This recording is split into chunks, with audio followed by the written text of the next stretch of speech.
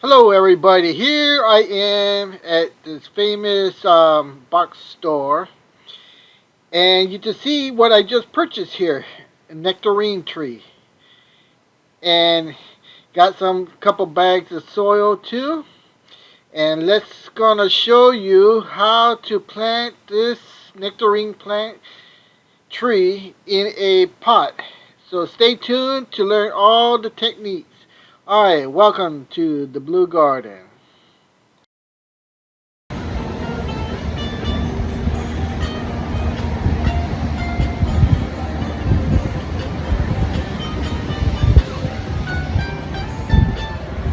Okay, we just got our plant from you know where, and now we have to load it up. Cost $60. All right.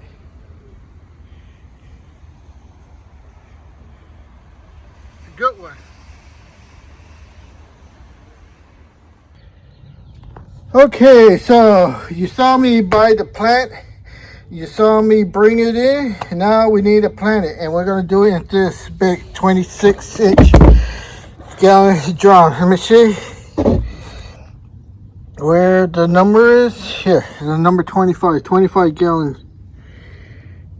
All right, so let's talk about this. That's a nectarine tree, and this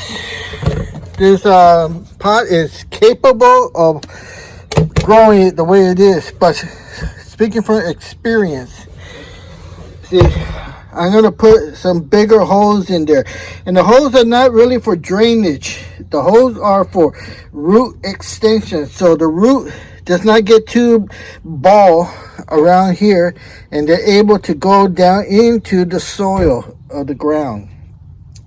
This would not be placed on concrete. No, it would be placed on soil.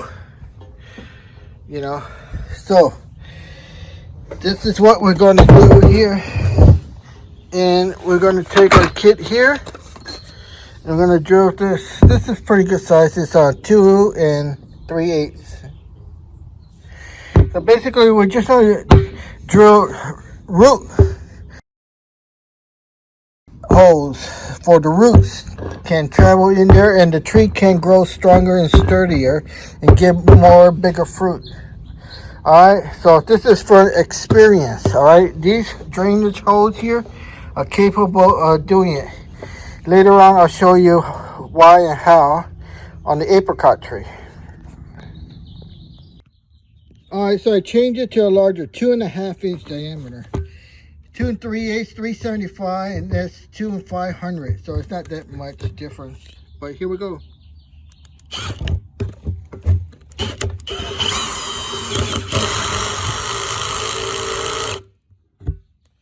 All right, I got it on drill, not torque. Just put it on drill, and that should be in low speed. All right, here we go again. Whoa, that hurt my wrist.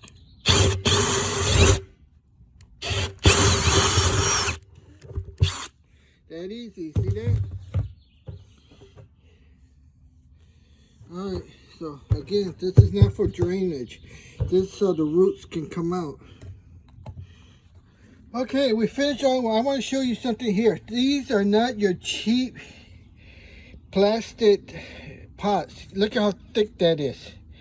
And this is good ABS plastic. Now, this is the really good stuff. Look how thick it is, how strong it is. You can see how many holes right here I put in with this drill and auger hole cutter. And you can see, look at, I'm pushing down on it and it does not flex. You see that, how it doesn't flex? That's because this are good quality thick plastic, ABS plastic. You know, this is not what you buy at Home Depot or any other word, Lowe's, any of those stores. No, these were custom made by me with the mold. I told you I come with manufacturing, so I sell these. So if you're looking for good quality, you know, look how thick this is. This is very thick. the sun will hit this and it will not make it brittle or crack. I tell you, this is ABS plastic. This is good quality. You know, you get what you pay for. This, you're not gonna find this at Home Depot because they just can't afford to make it. I have the mold, and I can make these by plastic mold injection. You can see here the knockout pins, impressions. There's one right there. There's the other one. See if I can zoom in for you. There's the knockout pinhole. There's 1, 2, 3, 4. That's what knocks it out of the mold when they get mold injection. Alright, so basically, look, all I gotta do is put a label here and it ships just like this on UPS. Just like this, with a label here to your address, and you got it. You don't have to worry about shipping costs, me packaging in a box or anything. No, it ships out like this. Put a label on here with your name, address from the Blue Garden, and it's yours. Now, this is good quality. You're not gonna find this kind of quality at Home Depot, Lowe's, or any kind of Armstrong Garden Center. No, you will not find this there. You'll find different stuff coming from China or wherever that's, you know, not worth the price that you pay. This thing lasts a lifetime, and I'm going to show you what can grow in here without those holes, because this hose is from my experience. I'm going to show you an apricot tree, how it's growing. All right, so this is all done. We're going to add a watering stick in here. So I need some more supplies. I need to pick that up because that's ABS. That's not non-degradable. It will not degrade in 100,000 years. No, sorry. That's the way it is. So what do you think this thing's gonna last? It's gonna outlast the tree. It would never rot, corrode, or get damaged, brittle from the sun. So we got this watering stick here, where we put our nutrients in there. It'll be in here with the soil, and you can see we got a ball valve right there, and this will help it getting nutrition all the way down to the roots. Remember, when you just water the top here, the roots are down there. The roots are down the top. So that's why I'm using this watering stick. See? So watering stick will go in that hole there, and right here it'll have some T's like my fingers to water into the top, middle, and bottom section. And it also gives the plant a place for support to grab on. All right, so that's what it is. All right, I'm gonna show you the apricot tree growing in this same pot. All right, so here we have the pot, and that's an apricot tree. Look how big the tree is. It's over 10 feet. Look at the trunk on that tree, and look at the pot. You see, I just noticing that this pot is a little bit smaller. So it must be a 15 gallon compared to these 25. But you can see down there, it's in the pot, and you see the trunk of the apricot tree. Now the reason it's leaning is because next to it is the grapefruit tree, and it's blocking the sun. So the apricot tree is leaning towards the sun, towards the east here in the morning. So that's why the tree is following the sun. All right, but you can see how it's growing in the pot. So that other nectarine plant tree will grow really nice with those big root ball holes.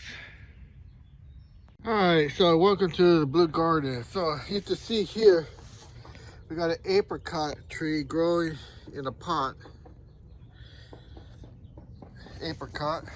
And you see here, we have a peach tree growing in a pot. So We like to think that we know what we're doing here at the Blue Garden, growing fruit trees in pots. Okay?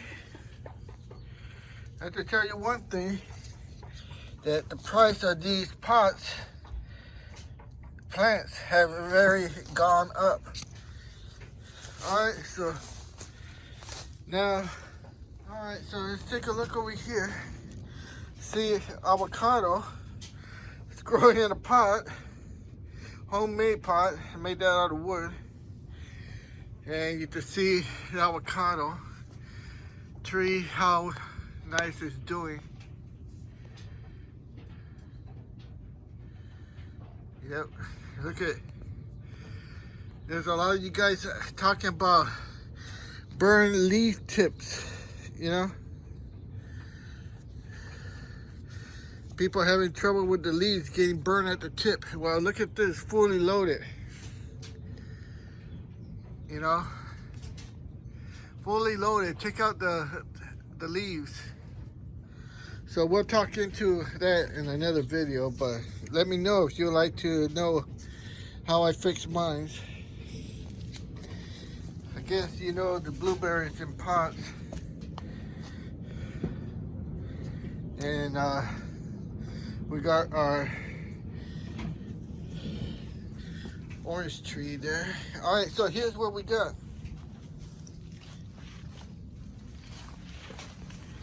Right there, a nectarine. And then, let's see here.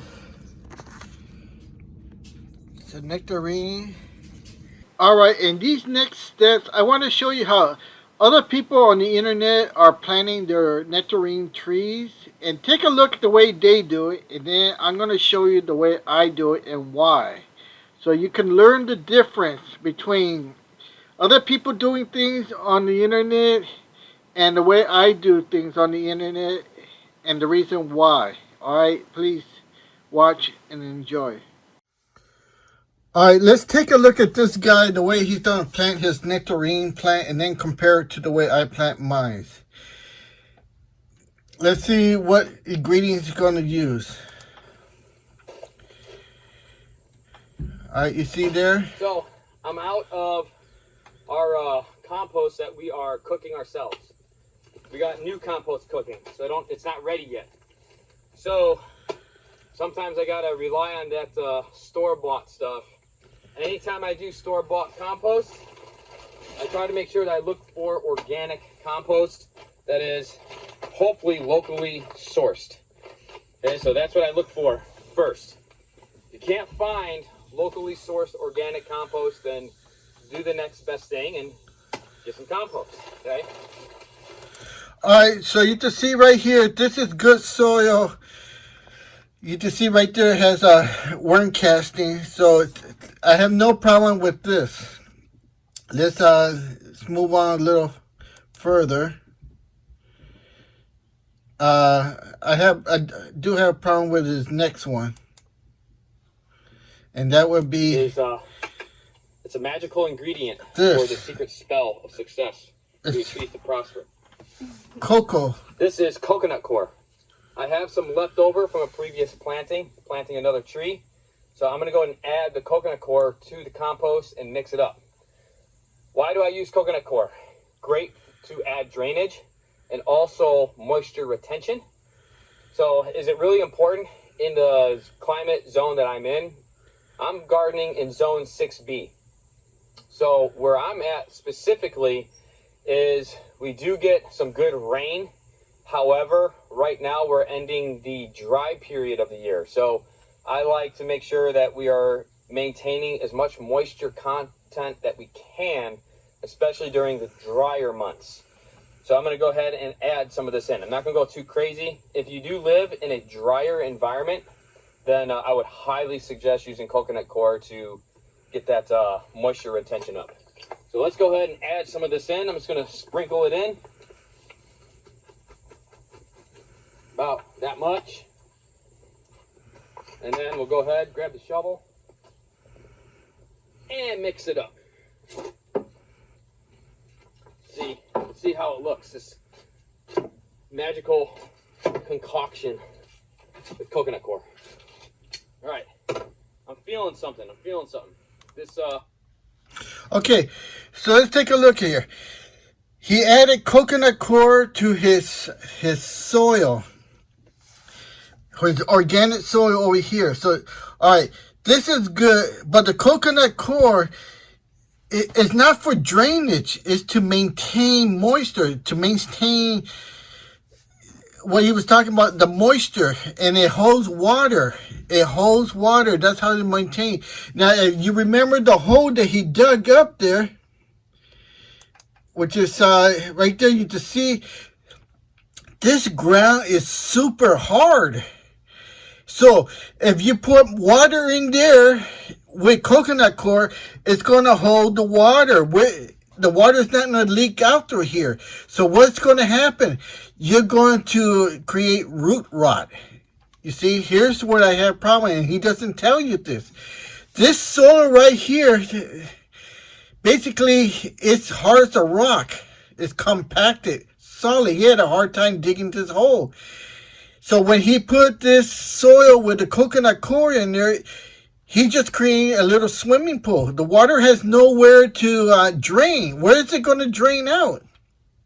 You can tell by his grass right here how it's all dried up that he doesn't water this area. So this thing, the dirt here or soil, whatever you want to call this, it's hard as a rock. So this is what I'm talking about. These people plant stuff and they don't tell you. He's going to get root rot out of this little tree. The height of the tree, that is right about good. So this little node of the tree, you want this to be at least an inch. Yes, this is all good information, but his compound here is bad, and then it gets even worse.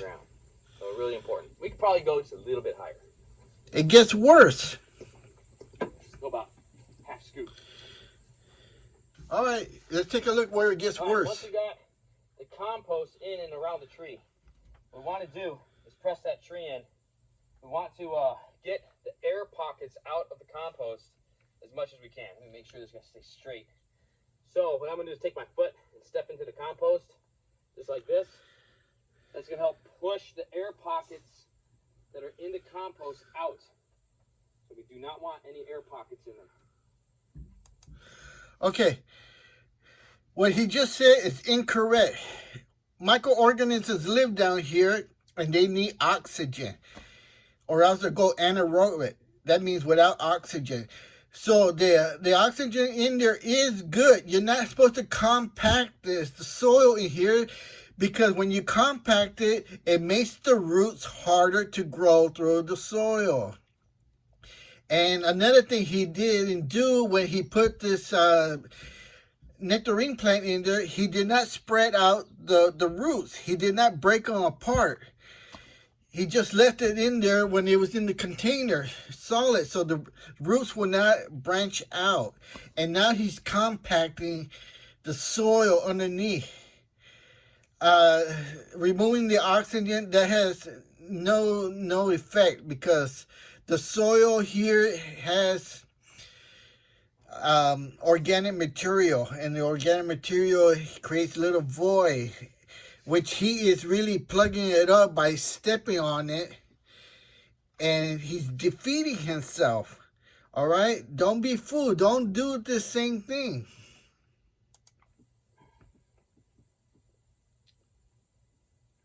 Plastic out of there. Yeah, he just threw the plastic back in the yard, like it's going to decompose. I'm not jumping on it. You don't want to suffocate the tree and choke it out. Some light pressure right there, and then we'll go ahead, top it off with some more compost.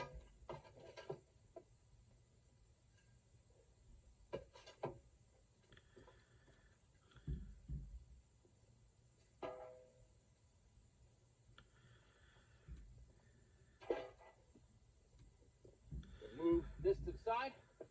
The leftover compost right here, I'll go ahead and just use that in one of the raised beds. All right, once we have the tree planted in the ground, the most important part of this entire formula is this next part, the third ingredient that we got to be using, which is wood chips. anytime you're planting fruit trees, make sure that you're using wood chips. All right, let me show you how to do this. A lot of times we chip our own wood chips, but right now the wood chipper is down. It needs a little bit of repair work. So in the meantime, we're gonna go and just use some bagged regular wood chips. All right. He's using the wood chip as a mulch, okay, which is not the best choice because the wood chip take away the nitrogen from the soil. Now, look at all this. He planted this in a grassy area. Guess what grass takes to turn green? Nitrogen. What does the plant need? It needs nitrogen, all right? So start out, he dug a small hole. The only thing he has working for himself is, you see how it's kind of, the grass here is all dried up? Well, this grass here is all dead, so it won't be taking nitrogen. But just for FYI information, wood chips, and he was talking about getting his own wood chips, which does not decompose. Wood chips need nitrogen to decompose in the soil, you see? So you're taking away nutrients away from the plant, the tree that you just put in the ground by using wood chips. So is wood chip the best results to use as a mulch? No. But nobody taught him that, and he just passing bad information out there to others. All right, so basically, I think that's all he does. I don't know if he waters it. Right around the tree, just like this.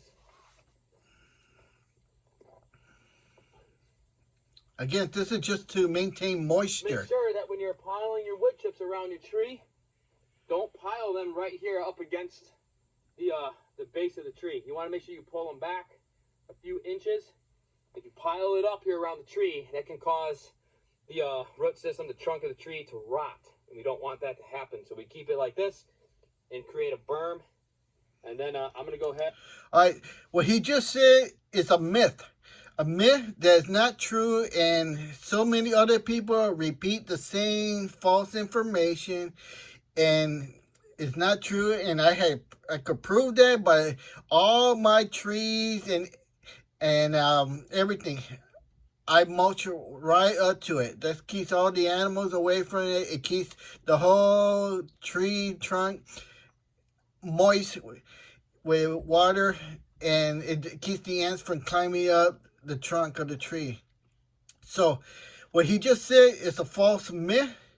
It isn't true, and it makes no difference whether you do it this way or you do it the way I do it, and I just mulch way up. I had mulch very high up the tree, and I just show it to you on my guava tree, on my mango tree, on my avocado tree. I will show it to you on video. So to prove to you that what he just said is a myth, not true, what he just saying, it makes no difference if you do it this way or if you just cover up the whole trunk. I prefer covering the whole trunk because it's much easier. It keeps the ants from climbing up the trunks, and that's the reason. So I'll prove it to you by showing it. And my garden has been in effect for decades, decades. Okay, here we have the mango tree, and you can see how high. Here's the ground, and you see how high I had built up on the trunk. Now, is the trunk rotten to the core? No. Look how high that is. Look at the size of that trunk. Been doing this for decades upon decades. All right, so that you say you cannot mulch or put soil around the trunk of your tree. Look. Okay, here we have a fig tree. To see how high on the fig tree it gets. The grapes You see how high I pile it up? You see any wood rot there? There's the lemon tree over there. Look at that. It's even sharing it with dragon fruit. Look, is it wood rot? Way over there.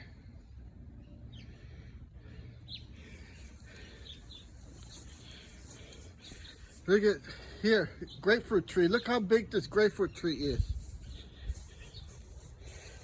Look at the trunk. You see that trunk? The avocado tree does not grow in years. The mango tree, look at the trunk of the tree, and it does not grow in years. I'm talking decades. Look at the guava tree, same thing.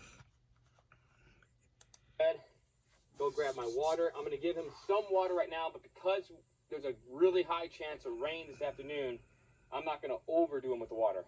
I'm going to give him some water. All right, so I'm glad that he poured some water in there. I didn't think he was going to do it. In the video, he just pours a little bit, but he just said it was going to rain, so I'll give him that credibility that, you know, a little bit of water and then the rain, you don't want to over drown it. All right, thank you. And now let's see how I plant my nectarine tree. Welcome to the blue garden. You can see how I'm already water up. Sweat, man. It's hard work being a gardener. All right, so I want to show you how we're going to plant this nectarine plant. All right, so here we have our tree. Here we have our hay. Here we have, now a lot of you guys go wrong in planting your fruit trees or anything by using the wrong kind of soil, and you only use one kind of soil. All right, so you can see here we have our bare ground, and here you saw how I drilled these holes out here, 2.5-inch holes, and then the original drainage holes right here. These are for roots to extend and go into the soil. Okay, so this is going to go right on top of here, and you can see how the roots will go into the soil, into the ground. This will give the fruit tree foundation and more nutritional value. All right, so why do we use 3 different kinds of soil here?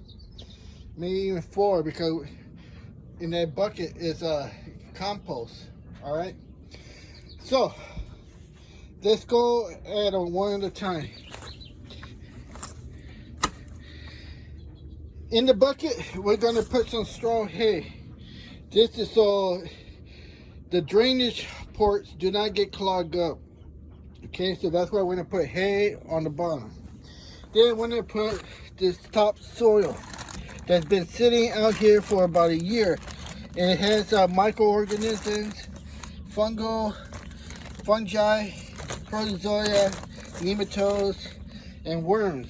Okay, all those nutrients are gonna go first layer. Why?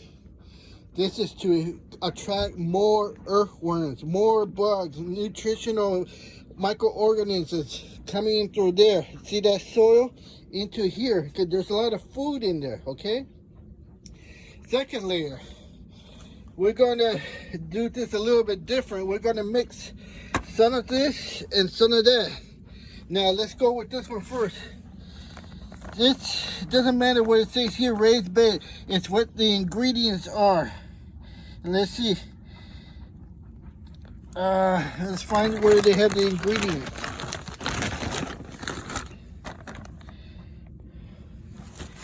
Looking. And the ingredients should be somewhere in there, the fine print.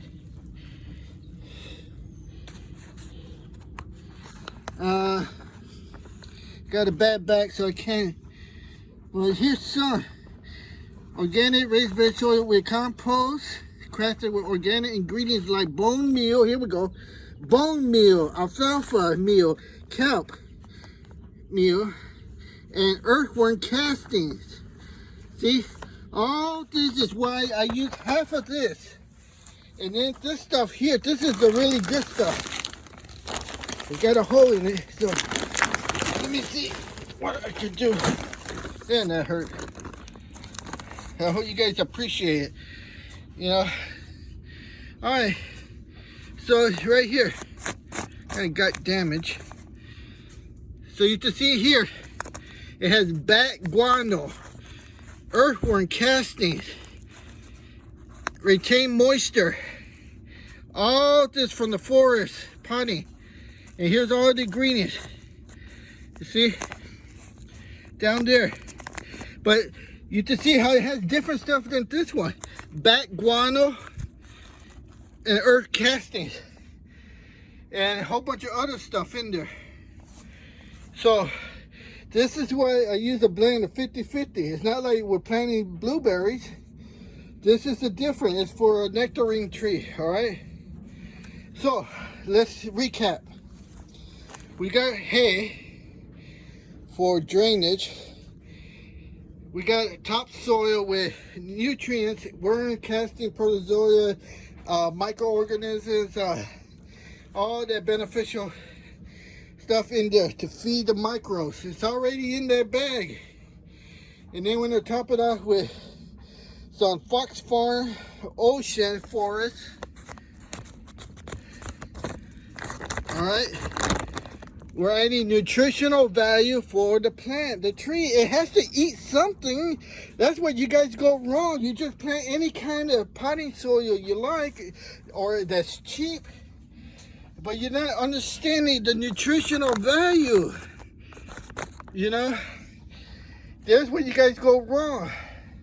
So I'm gonna blend that along with this for the nutritional value, bone meal, alfalfa meal, kelp meal, and more earth casting, because those are so critical. Why do you think I want worms coming in there and eat that coming in from the ground? Worms are excellent source of nutritional value. And then to top it off, when we transplant this, the roots, when they're spread out the roots, and we're going to use this mycorrhizal. See, right here. This will help with the root system and hold, grow, and be strong and nutrition and fight diseases when you transplant. It will also help in reducing shock, because when you transplant anything, I don't care what it is, the plant, the bush, the tree, it goes into a shock because it's in a new environment with new microorganisms, and it has to establish its colonies of microorganisms. So again, a lot of you guys go wrong. Now I'll show you here. Look at this. A lot of you say, oh, that's dirty water. Why are you keeping that? That's a mosquito nest. Do you know what mosquitoes are? Larvae. Why do you think fish eat mosquitoes? And there's a whole bunch of other bugs that eat mosquitoes. Now, over here, I'll show you a little bit. Look at. Let's see with the zoom. See that? Well, let's try to zoom a little better. There's, I believe, mosquito larvae in there. And look at this plant. This plant is the red grapes. Now, it was cut by accident, and it's already here 3 days, and look, it's still alive. Something to do with the carbon over there, which is the paper I have, and the mosquito larva. You gotta understand, mosquitoes eat and they poop. Every single living organism alive eats and poop. Now it depends. If you got farm animals, cows eat hay, grass, and where they poop? Nutritional value. Why do you think you get the fertilizer from it? Cow dung. Horses, same thing. Horses eat wheat, hay, alfalfa, all these grasses, and where do they poop? Nutritional value. All right, so let's take a look at here. Pretty sure maybe you can see there's worms growing, probably mosquito larvae. All right, the larvae will be beneficial to the garden, okay? They're not gonna grow fully to full mosquitoes, no. But there will be nutritional value here. I'm giving you too much information. You're not subscribing. I'm giving you too much information. You're not giving me the view hours. Look at rotten fruit. You can see the bugs right there. You see all that? Why? Why do I do that to my blueberries? Tell me. Who else does that to their blueberries? People who don't know. This is not in the textbook. This is not found in the universities. This is not found on YouTube except when I put it out there. Those bugs, they eat the dead rotted fruit. They leave my berries, they leave my leaves alone. They do not touch my berries or my leaves. You see any holes in here, mosquitoes or any kind of insect biting it? No, why? They got a food supply there. All right, so let's see what's going on. Look at here. Look at that. Now, what's going on there? You see how that's a lemon, white lemon. In blueberries, acidic. Lemons are acidic. Look at what's growing on there, fungus. What is fungi? Look it up. Fungi is a microorganisms that all plants need to prosper. Look at. So you don't have any fungi because you don't know about it. You don't know how to get it. Well, why don't you make your own? Look at that. That's lemon, acidic. Those bugs are eating acidic lemon. What do you think they're pooping? Acidicness. What do you think blueberries need? Acidic soil. Okay, do you see the picture here? Giving you way too much information. And you guys are not corresponding with the view hours. My view hours are low. So I need you guys to help me out. That's why I'm giving you so much information. Now, look at here. What are those? Those are eggshells. Why eggshells? Eggshells contain calcium. Calcium buildup. When you water it, the calcium leaches into the soil. Slow release. Now, what's the results? Blueberries. You see? Look at the size of that blueberry. So, that thing is huge. So, you see, do I do things conventional? No. Why? Do everybody know what they're doing on the internet? No. They tell you plant 50% peat moss and 50% wood chips. What is the blueberry going to eat? I already told you those two values are no good. They contain no nutritional value, peat moss and wood chips. I have it here in my supply. Now, straw is much better than peat moss. Why? Well, peat moss grows in Canada off a cliff and it's environmentally devastating to the peat moss, meaning people are wanting too much of it and it's hard to get. So now you're getting this fake peat moss that you buy, which is not good. So, alternative, straw hay, does the same thing. It keeps moisture. Keeps moisture. That's all that is. Peat moss is just to maintain moisture. Okay? So, you can see here how the whole ground floor at the Blue Garden is covered in hay. Why? To maintain moisture. When you walk, the ground should be soft. You should feel like you're sinking every time you take a step. The ground is soft. That's what you want. You don't want the ground to be compact, hard, because then the roots have a hard time penetrating very hard ground. You can see here, these roots. Look how thin they are, and they have to penetrate the ground that's rock hard. No, that's why you need soil that's soft, not till. When it's soft, when you walk on it, you feel like you're sinking. It has crevices, air gaps, air pockets, and what?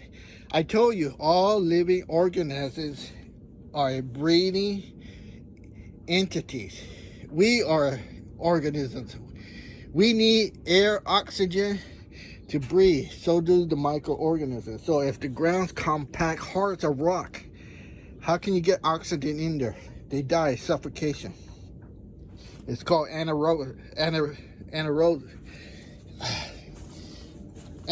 See, I'm getting tired. It's without oxygen. So let's get going here and planting this, and we'll take it from there.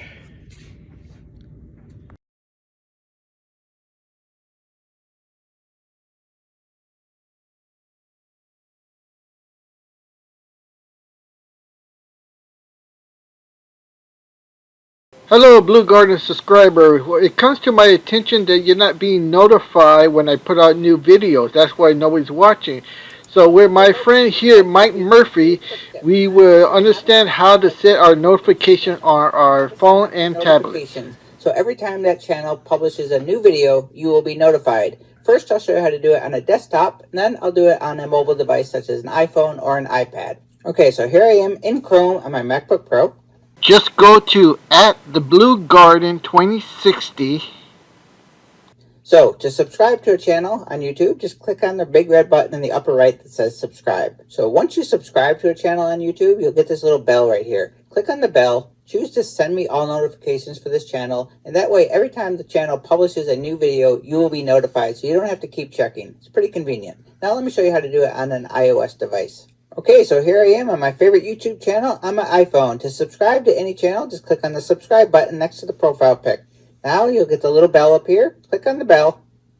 You'll have some options. If you click on this bottom right, options, now you can tell it how often you want to be notified. All, every time the new video is published, you will be notified. If you click occasional, that will be based on YouTube's algorithms. Then none, and you can always change your notifications. And here I am on an iPad. It works exactly the same way, but it doesn't matter if you're on the front page of a YouTube channel or if you're on an individual video. If you see the subscribe button, the red on the right, just click on the subscribe button and the notification bell will appear immediately after. Click on the notification bell, and then you can look on the bottom, the same thing. If you click options, you have the option to choose it all, occasional, or none, and you can always change this at a later time. That is your quick tip, how to subscribe to a YouTube channel and receive notifications. Cheers. Okay, thank you very much, Mike Murphy, for the explanation. I hope my subscribers will follow the instructions and get all my videos. Thank you so much.